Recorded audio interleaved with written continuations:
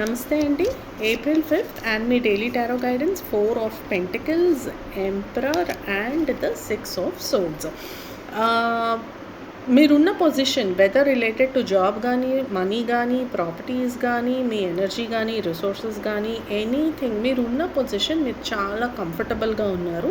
మీకు వచ్చే కొత్త ఆపర్చునిటీస్ కానీ, కొత్త ఛాన్సెస్ కానీ అవసరమా, ఇప్పుడు ఇవి చేయాలా, ఈ స్టెప్ వేయాలా, ఈ డెసిషన్ తీసుకోవాలా అనిపించవచ్చు. ఎందుకంటే it is coming out of your comfort zone. ఆ స్టెప్ వేయాలి అంటే మీ కంఫర్ట్ జోన్ దాటి మీరు బయటకు వెళ్ళాలి. కాబట్టి some of you could be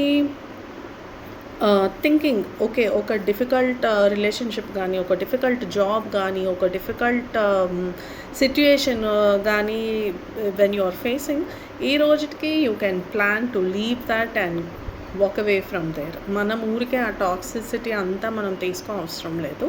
you can simply walk out of that situation.